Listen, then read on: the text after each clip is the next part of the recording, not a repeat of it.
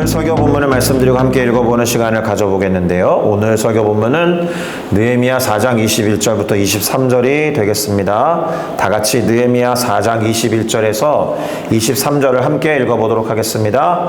우리가 이같이 공사하는데 무리의 절반은 동틀 때부터 별이 나기까지 창을 잡았으며 그때에 내가 또 백성에게 말하기를 사람마다 그 종자와 함께 예루살렘 안에서 잘지니 밤에는 우리를 위하여 파수하겠고 낮에는 일하리라 하고 나나 내 형제들이나 종자들이나 나를 따라 파수하는 사람들이나 우리가 다 우리의 옷을 벗지 아니하였으며 물을 기르러 갈 때에도 각각 병기를 잡았느니라. 아멘.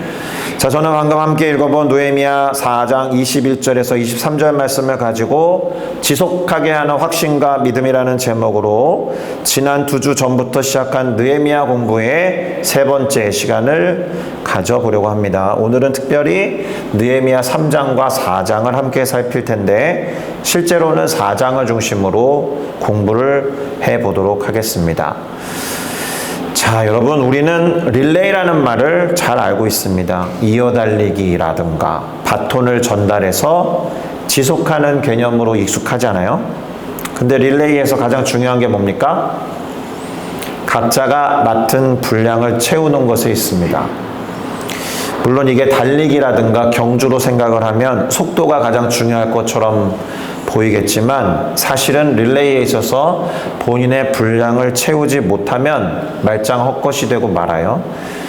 못 채우고 바톤을 전달하면 뒷사람이 그만큼을 더 채워야 하기 때문에 이게 사실은 채워야 되는 분량이 균등하다는 개념이 릴레이에 있어서는 가장 중요한 것입니다.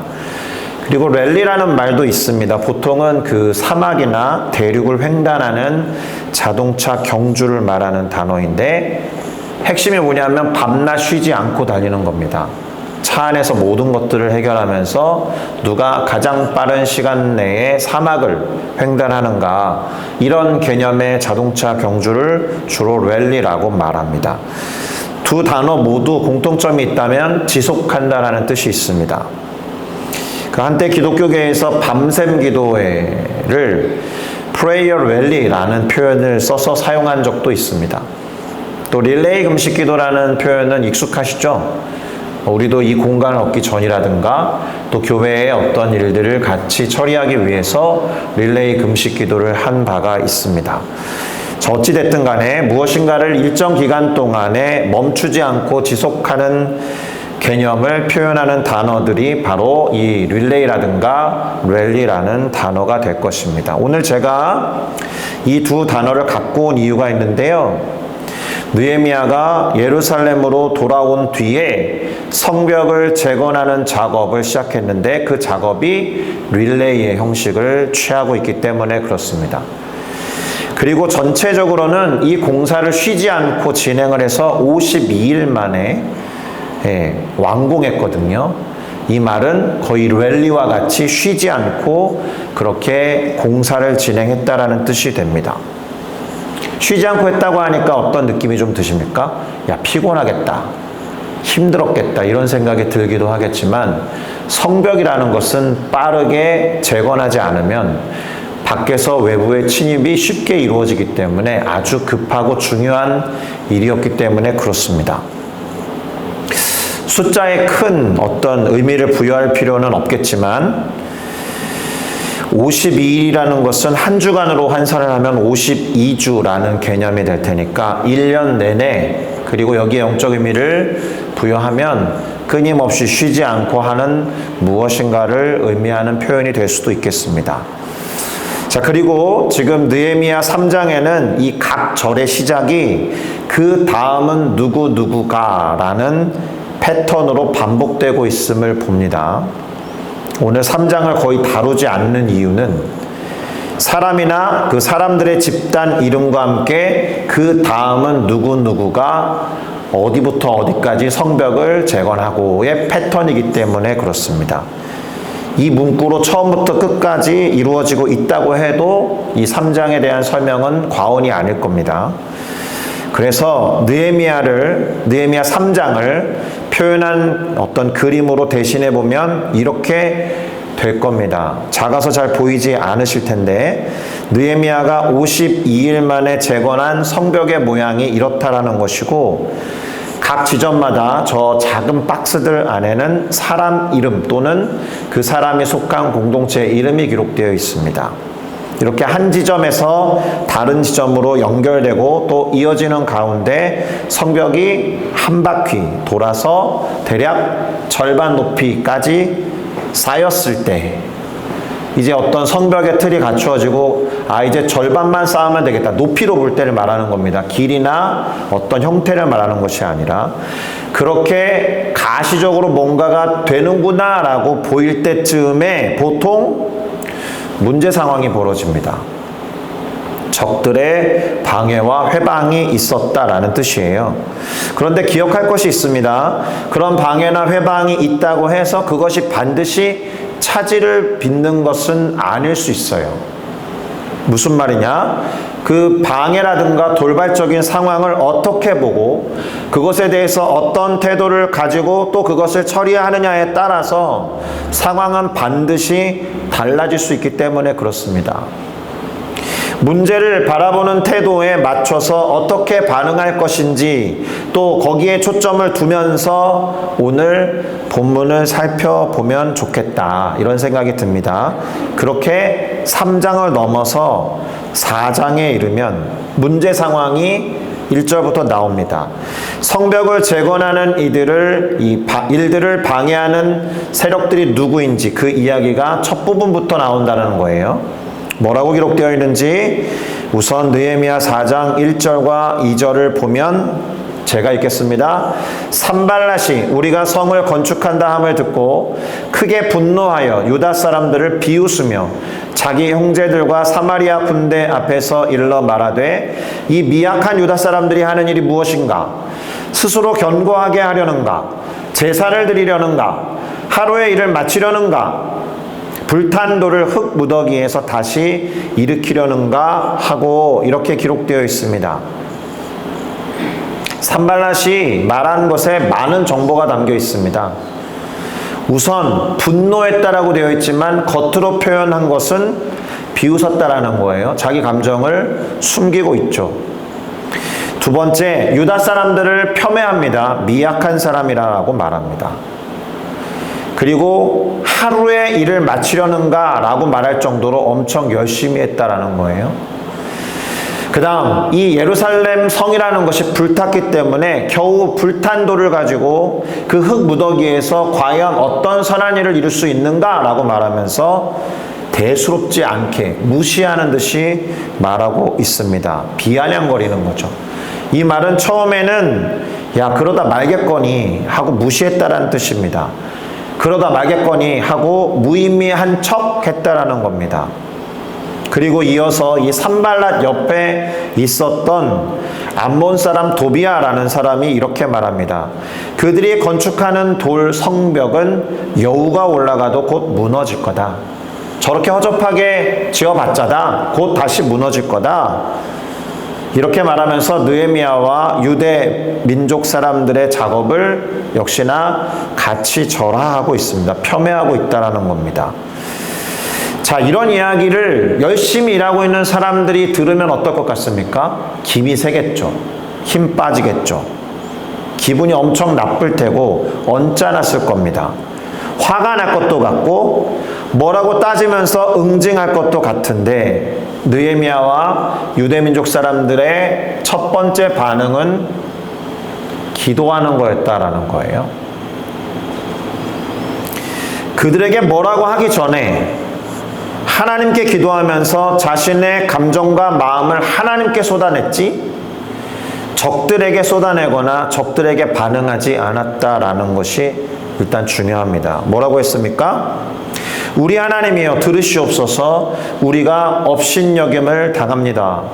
원하건대 그들이 욕하는 것을 그들의 머리에 돌려주십시오. 그래서 그들이 노략거리가 되게 하시고 그들이 이방에 사로잡히게 하시고 주 앞에서 그들의 악을 덮어두지 마시고 그들의 죄를 도말하지 마시고 그들이 건축하는 자 앞에서 주를 노하시게 하였기 때문에 용서하지 말아 주십시오라고 하나님 앞에 억울한 심정과 함께 그들에 대해서 하나님 앞에 토설하는 기도를 먼저 했다라는 겁니다. 모든 판단을 하나님께 돌리고 있다. 내 스스로 판단하기 전에 하나님의 자리를 마련해드리고 판단자의 자리에 자신이 앉지 않고 하나님을 앉혀드리고 하나님의 역할을 기대하면서 기도했다라는 겁니다. 그리고 하던 일을 지속했어요. 이 사람들이 묵묵히 하나님이 맡기시고 명하신 일, 성벽을 재건하는 일을 수행했다라는 것인데, 이 사람들이 묵묵히 이렇게 할 수 있었던 이유가 6절에 나와 있죠. 이에 우리가 성을 건축하여 전부가 연결되고 높이가 절반에 이르렀으니 이는 백성이 마음 들여 일을 하였음이라. 마음을 들였다라는 거잖아요. 비아냥거리고 무시하면서 감정을 자극하는 이 방해꾼들의 모략에도 불구하고 마음을 들여서 하던 일을 묵묵히 해냈다. 이 말이 중요합니다. 마음을 어디에 모았다라는 거예요? 성벽을 건축하는 일에 모았다라는 거예요. 마음을 결코 분산시키지 않았다라는 뜻입니다. 마음을 들인다라는 이 용어를 꼭 기억하면 좋겠습니다. 그래서 절반 높이였기는 해도 일단 성벽이 아까 보셨듯이 테두리를 다 형성해서 이제 제법 성의 모습을 갖추게 됐어요. 이러고 나니까 비아냥거렸던 이 대적들 있잖아요. 이 방해꾼들의 마음이 다급해지죠. 그저 비아냥거리고 자극하면 멈출 줄 알았는데 성벽이 제법 하나로 연결되고 나니까 안 되겠다 싶었는지 이제 싸움을 걸어옵니다. 4장 7절에서 8절을 한번 볼까요? 제가 읽겠습니다. 산발락과 도비아와 여기 이제 추가되는 사람들이 있죠. 얼마나 안달이 났으면 아라비아 사람들과 암몬 사람들과 아스돗 사람들이 예루살렘 성이 중수되어 그 허물어진 틈이 이제 메꾸어져 간다 함을 듣고 심히 분노하여 다 함께 꾀하기를 예루살렘으로 가서 치고 그곳을 요란하게 하자. 밖에서 비아냥거리고 약 올리던 단계에서 이제는 예루살렘으로 가서 싸우고 요란하게 하자는 겁니다. 물리적으로 방해를 시작하겠다라는 거예요. 그럼 또 궁금하죠? 이와 같은 그들의 모략에 대해서 느헤미야와 유대민족 사람들이 어떻게 했을까요? 역시나 기도를 먼저 했습니다. 9절에 보니까 우리가 우리 하나님께 기도하며 그들로 말미암아 파수꾼을 두어 주야로 방비하는데 이렇게 기록하고 있죠. 일단 기도를 한 다음에 파수꾼을 두기로 한 겁니다. 신중한 판단입니다. 먼저 나가서 싸우지 않았다라는 뜻이에요. 물리적으로 싸움을 걸어오는데 거기에 넘어가지 않고 지키는 일만 한 거예요. 아까 마음을 들였다라는 것과 파수꾼을 세웠다라는 것은 사실 같은 의미입니다. 마음을 지켰다라는 뜻입니다. 결코 먼저 나가서 싸우지 않고 그들이 들어와서 혼란스럽게 하겠다라고 했으니까 그것 정도만 막으면 되는 것이니까. 자, 그렇게 마음을 잘 지키고 있었는데 그럼에도 불구하고 어떤 일이 벌어지느냐? 흔들리는 일이 벌어져요. 그리고 원수들이 계속 흔드는 상황이 펼쳐집니다. 우선 유다 사람들이 흙 무더기가 아직도 많거늘 짐을 나르는 자의 힘이 다 빠졌으니 어째 성을 다 건축하지 못할 거라는 부정적인 예상을 하고 맙니다. 그만큼 이 사람들도 지쳐 있었다라는 뜻이에요. 해야 할 일은 많은데 원수들이 자꾸 마음을 흔들고 사람들의 의욕도 떨어지는 것 같으니 이와 같은 말을 하게 됐다라는 겁니다. 흔들린 거예요. 그리고 원수들은 뭐라고 하나요? 더 노골적으로 공격과 방해를 하려고 합니다. 몰래 들어가서 사륙하고 성벽 재건 역사를 그치게 하자. 이렇게 말하니까 이 원수들 근처에 거주하고 있었던 유다 사람들이 더 많이 흔들리고 불안해하게 됩니다. 그래서 느헤미야에게 다가와서 말해요. 우리에게 와서 우리를 좀 보호해달라. 그래서 느헤미야는 일단 어떻게 하느냐? 성벽 뒤에 낮고 넓은 곳에 백성들로 하여금 서 있게 하고, 이제는 칼과 창과 활을 가지고 싸움에 대비하기 시작합니다. 파수꾼만 세웠다가 이제는 싸움을 준비합니다. 그리고 이렇게 싸움을 준비하는 입장에서 동기부여하면서 말합니다. 14절과 15절인데요. 역시나 제가 읽겠습니다. 내가 돌아본 후에 일어나서 귀족들과 민장들과 남은 백성에게 말하기를 너희는 그들을 두려워하지 말고 지극히 크시고 두려우신 주를 기억하고 너희 형제와 자녀와 아내와 집을 위하여 싸우라. 이렇게 동기부여한 거예요. 우리의 대적이 우리가 그들의 의도를 눈치챘다 함을 들으니라. 하나님이 그들의 꾀를 패하셨으므로 우리가 다 성에 돌아와서 각각 일하였는데, 싸워야 하면 싸워야 하는데 그들을 두려워하지 말라는 말을 먼저 했습니다. 오히려 지극히 크시고 두려우신 주님을 기억하고 형제와 자녀와 아내와 집을 위해 싸우라고 권면을 했죠. 그런데 하나님의 뜻은 지금 유대민족 사람들이 나가서 싸우는 것에 있지 않았다라는 거예요. 하나님은 싸움에 뜻이 있지 않았어요. 그래서 하나님이 원수들의 꾀를 패하게 하셨다. 사실은 싸울 준비를 하고 어느 지점까지 나갔는데 하나님이 원수들의 꾀를 패하게 하셨다. 구체적으로 어떻게 했는지는 모르겠지만 그랬더니 싸울 필요가 없어졌어요. 느헤미야와 유대민족 사람들이 다시 성으로 복귀하게 됩니다. 결론적으로는 원수들이 지금 방해하고 싸우려고 했던 그들의 의도를 꺾고 단념했다라는 거예요. 싸움이 아니라 다시 성으로 돌아와서 하던 일을 지속하게 됩니다. 싸우는 데 에너지를 낭비하는 일이 없어진 겁니다. 자, 그러면 방해가 있었는데 마음을 잘 지키고 파수꾼을 세우고 싸운다고 하니까 싸울 준비까지 했는데 그 싸움의 결기가 꺾여버렸으니까 이제 끝이냐? 그럼 이제 하던 일만 지속하면 되느냐? 아니에요. 원수들의 의도가 패하여졌으니까 이제 그럴 일이 없다라고 생각하고 방심하면 안 되는 거죠. 그래서 어떻게 합니까? 느헤미야가 성벽을 건축하는 일을 지속하되 혹시 모르는 상황과 그 변화를 위해서 파수꾼을 세워두고 싸울 준비를 갖추어 놓고 일을 지속해요.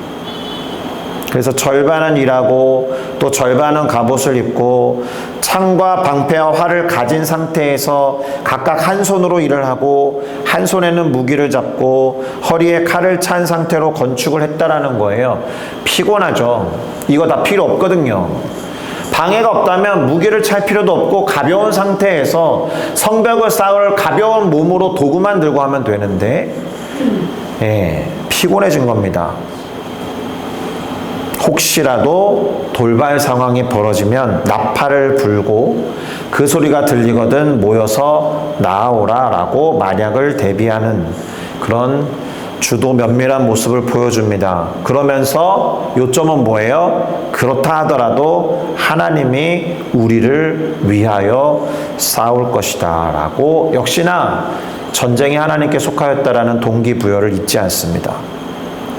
하나님에 대한 확신과 믿음을 가지고 하던 일을 지속하면서 할 수 있는 대비까지는 한 겁니다. 그리고 오늘 설교 본문으로 4장이 마무리되는데 한 번 더 읽어 보도록 하겠습니다. 우리가 이같이 공사하는데 무리의 절반은 동틀 때부터 별이 나기까지 창을 잡았으며 그때에 내가 또 백성에게 말하기를 사람마다 그 종자와 함께 따르는 자들과 함께 예루살렘 안에서 잘지니 밤에는 우리를 위하여 파수하겠고 낮에는 일하리라 하고. 잠은 언제 자는 거예요? 돌아가면서 잤겠죠. 릴레이 한 겁니다. 랠리를 한 거예요. 나나 내 형제들을 따르는 자들이나 나를 따라 파수하는 사람들이나 우리가 모두 우리의 옷을 벗지 아니하였으며 물을 기르러 갈 때에도 각각 병기를 잡았다. 계속해서 살피고 대비를 하되 성벽을 재건하는 일을 멈추지 않았다라는 것에 방점이 있습니다. 왜요? 그것이 하나님의 뜻이기 때문에 그렇습니다. 마음을 모으고 전념해야 하는 일은 싸움이 아니라 수비가 아니라 성벽을 재건하는 일이었다. 자, 이제 설교를 마무리하는 작업을 해보겠습니다. 여러분, 방해라든가 어떤 흔드는 일이 있어서 우리가 흔들릴 때에 어떤 태도를 가져야 할까? 이게 핵심입니다. 방해가 있으니 이건 하나님 뜻이 아니다 라고 생각해서 의심하거나 갸우뚱거리거나 그래야 하느냐, 아니면 방해가 있으니 오히려 하나님의 뜻이다 라고 확신해야 하는가?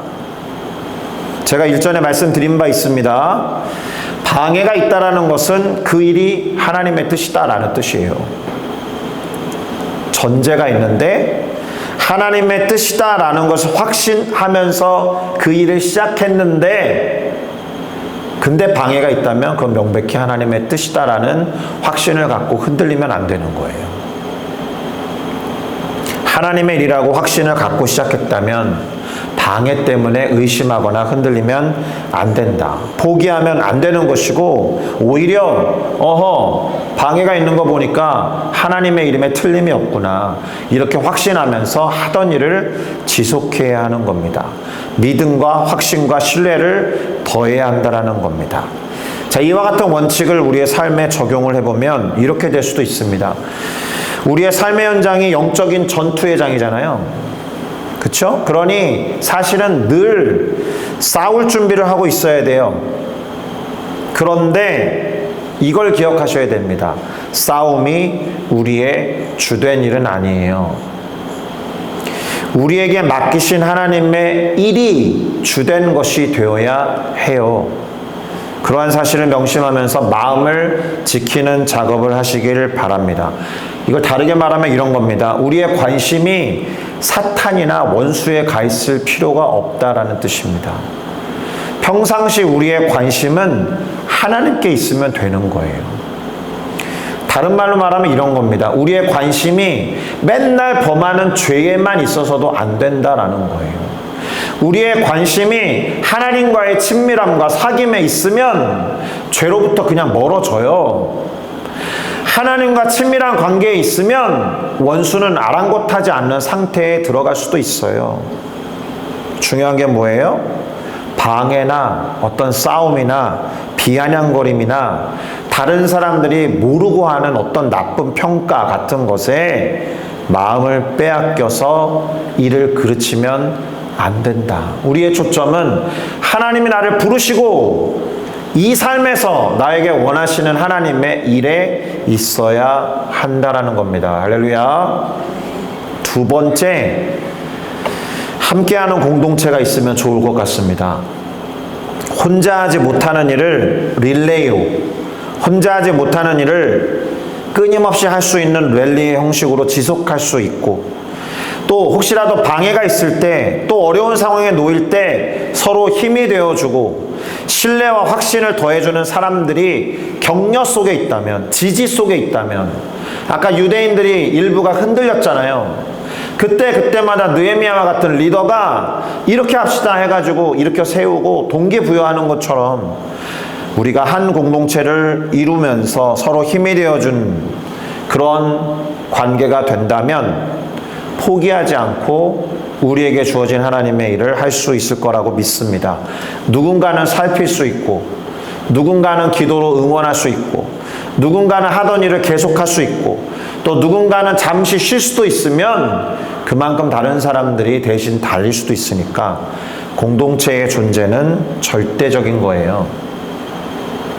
제가 친구들이랑 성경 공부를 매 주일마다 할 때 막 토론을 했었거든요. 우리가 하나님과의 개인적인 관계가 좋다라고 할 때 굳이 교회에 나와서 예배해야 되는 이유가 뭐지? 이런 질문을 한 적이 있습니다. 우리 친구들과 열띤 토론 끝에 내린 결론이 무엇이냐? 공동체여서야. 공동체가 되어야 하기 때문이야. 혼자 신앙생활 할 수 있죠. 요즘에 신앙생활 하는데 도움이 되는 게 얼마나 많습니까? 설교는 유튜브 틀면 많이 나오고, 개인적으로 말씀 묵상하고, 악기를 다룰 수 있으면 개인적으로 찬양하면서 하나님께 예배하는 거 얼마든지 가능한데 왜 회중들과 함께 예배에 나와야 됩니까? 하나님의 뜻이 공동체를 이루어서 그 공동체된 사람들 사이에서 서로 섬겨주고 사랑하면서 예수 그리스도의 제자인 것을 보여주기 위한 뜻도 있기 때문에 그래요. 그리고 혼자 그렇게 할 수 있는 게 건강하지 않기 때문에 그래요. 공동체성 때문에 주일마다 예배를 지켜 나와서 하는 겁니다. 그러니 우리 교회도 누군가가 무엇인가를 함께 지속할 수 있도록 서로에게 믿음과 확신을 더하면서 그로 인해서 충만한 신뢰를 통해 서로 격려하고 독려하고 함께하는 신앙 공동체가 되면 좋을 것입니다. 아멘. 우리에게 맡기신 사명을 위해서 따로 부르셨거든요. 따로 부르시고 모이라고 해서 공동체 만들어 주셨잖아요. 그러한 하나님의 뜻과 마음을 알아차려서 포기하지 않고 함께 나아가는 우리 모두가 되어야 할 줄로 믿습니다. 자, 마무리하면서 함께 찬양을 부르며 결단을 하겠는데요.